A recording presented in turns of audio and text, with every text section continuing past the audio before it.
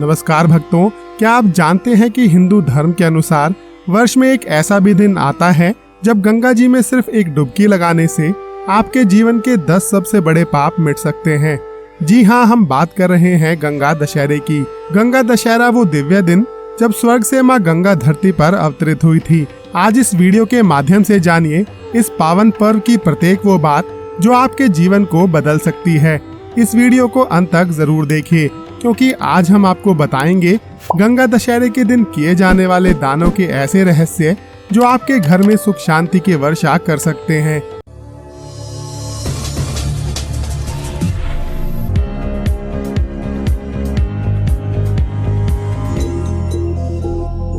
गंगा दशहरे का महत्व और तिथि।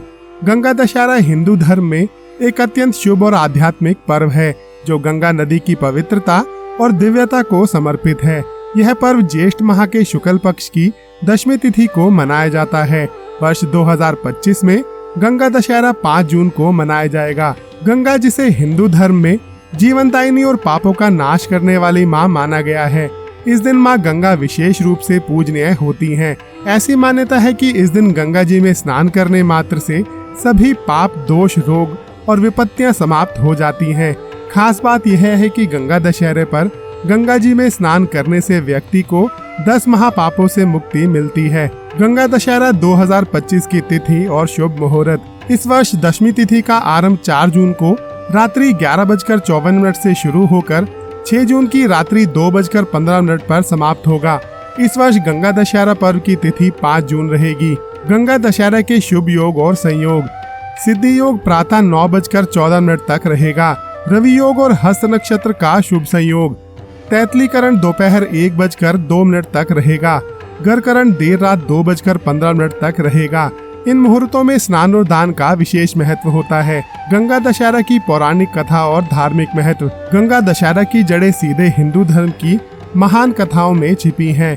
राजा भगीरथ ने अपने पितरों की मुक्ति के लिए कठोर तप किया था। उनकी तपस्या से प्रसन्न होकर देवी गंगा स्वर्ग से धरती पर अवतरित हुई। माँ गंगा ने अपने प्रवाह से राजा भगीरथ के पूर्वजों को मोक्ष प्रदान किया। तभी से माँ गंगा को मोक्षदायिनी और पवित्र नदी माना जाता है। हिंदू शास्त्रों के अनुसार इस दिन गंगा जी में स्नान करने से अहंकार, क्रोध, चोरी, व्यभिचार, झूठ, द्वेष, ब्रह्म हत्या, गो हत्या, मदिरापान और श्रवण हत्या जैसे 10 महापापों से मुक्ति मिलती है। यह दिन केवल गंगा जी में स्नान का नहीं बल्कि आत्मशुद्धि और आध्यात्मिक उन्नति का भी पर्व है। गंगा दशहरे पर क्या करें? गंगा जी में स्नान कर अपने तन और मन को पवित्र करें। माँ गंगा की पूजा के साथ भगवान शिव की भी आराधना करें, क्योंकि गंगा उन्हीं की जटाओं से धरती पर आई थी। इस दिन जितना हो सके जप, तप और ध्यान करें।